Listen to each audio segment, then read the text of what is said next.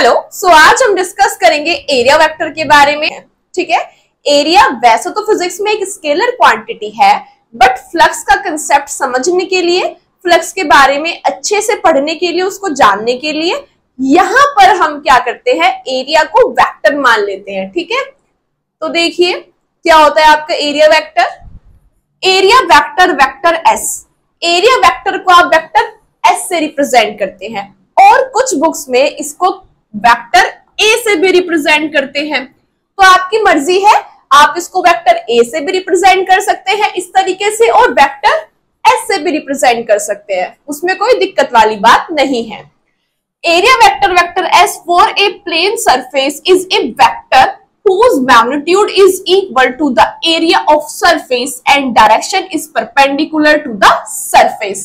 तो area vector किसी plane surface के लिए वो वेक्टर है जिसका जो मैग्नीट्यूड होता है वो इस प्लेन के एरिया के बराबर होता है, प्लेन के सरफेस एरिया के बराबर होगा उस वेक्टर का मैग्नीट्यूड, एंड जो डायरेक्शन होगी उसकी वो क्या होगी, सरफेस के परपेंडिकुलर होगी।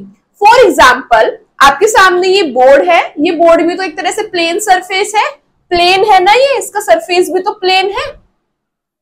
तो इसका जो एरिया वेक्टर होगा उसका मैग्नीट्यूड कितना होगा, तो इस बोर्ड के एरिया वेक्टर का मैग्नीट्यूड क्या होगा, इस बोर्ड का एरिया। लेकिन अगर मैं आपसे पूछूं डायरेक्शन क्या होगी इसके एरिया वेक्टर की, तो आप क्या कहेंगे कि इस बोर्ड के परपेंडिकुलर। ठीक है, परपेंडिकुलर मींस इस तरीके से, यानी कि 90 डिग्री के एंगल पे होगा आपका वेक्टर, वेक्टर 90 डिग्री के एंगल पे होगा सरफेस के एरिया वेक्टर। ठीक है, दोबारा से देखिए, area vector vector S for a plane surface is a vector whose magnitude is equal to the area of surface and direction is perpendicular to the surface।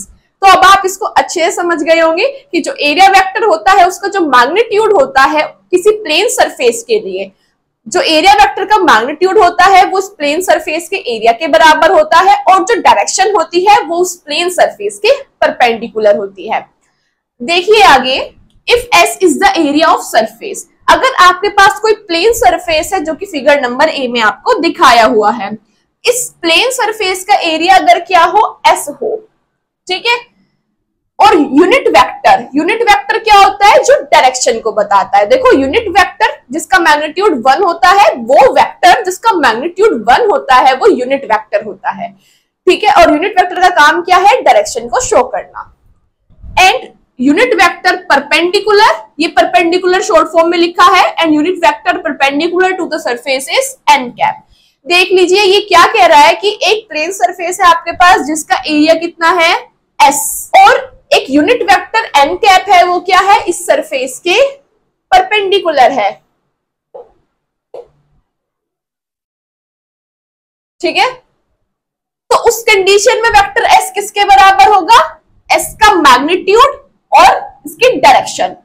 ठीक है, वेक्टर में क्या होता है, मैग्नीट्यूड भी होती है और डायरेक्शन भी होती है। तो वेक्टर एस को आप कैसे लिख सकते हैं, एस का मैग्नीट्यूड और इसकी डायरेक्शन, और इसकी डायरेक्शन कौन रिप्रेजेंट कर रहा है, N cap, unit vector N cap. तो वेक्टर एस को आप एस एन कैप लिख सकते हैं, जहां पर एस तो भाई मैग्नीट्यूड हो गया और एन कैप इस एस की डायरेक्शन हो गई। तो मैग्नीट्यूड प्लस डायरेक्शन दोनों है इसमें, तो ये वेक्टर एस के बराबर हो जाएगा। ठीक है, तो यानी कि इस प्लेन सरफेस का सरफेस एरिया एस है और यूनिट वेक्टर एन कैप जो इस सरफेस के परपेंडिकुलर है, जो इसकी डायरेक्शन को बता रहा है, वो एन कैप है, जो कि इस फिगर में दिखाया हुआ है। क्वेश्चन में आप डायरेक्टली कर सकते हैं इसको, जो वेक्टर एस है वो क्या होगा, सरफेस के परपेंडिकुलर होगा। ये तो बात थी प्लेन सरफेस की, लेकिन अगर आपके पास कोई ऐसा सरफेस है जो उबड़ खाबड़ हो, जैसे कि फिगर नंबर बी में दिखाया हुआ है, तो उस कंडीशन में हम क्या करते हैं, जब सरफेस हमारे पास ऐसे उबड़ खाबड़ होता है तो हम इसका एक स्मॉल एरिया एलिमेंट लेते हैं। हम सपोज कीजिए इस पूरे का एरिया कितना है, एस, और जो हमने स्मॉल एरिया लिया है वो कितना है आपका, ds। ठीक है, पूरे का एरिया एस है और जो स्मॉल एरिया हमने लिया वो क्या है, ds। ठीक है, और इस स्मॉल एरिया एलिमेंट ds का जो एरिया वेक्टर है वो कैसे होगा, इस सरफेस के परपेंडिकुलर होगा, इस तरीके से। ठीक है, बच्चों के माइंड में क्वेश्चन आता है कि हमारे पास कोई प्लेन सरफेस है जिसका सरफेस एरिया एस है, हमें इसमें एरिया वेक्टर दिखाना है, तो हम ऊपर को दिखाए एरिया वेक्टर, या इसमें नीचे को दिखा दे? वेक्टर एस ऊपर दिखाए या नीचे को दिखा दे? तो सबके माइंड में क्वेश्चन आता है, तो उसमें घबराने वाली बात नहीं है। आप इसको ऊपर की तरफ से भी दिखा सकते हैं, नीचे की तरफ से भी दिखा सकते हैं, बस वो परपेंडिकुलर होना चाहिए, ठीक है। तो ये था आपका एरिया वेक्टर।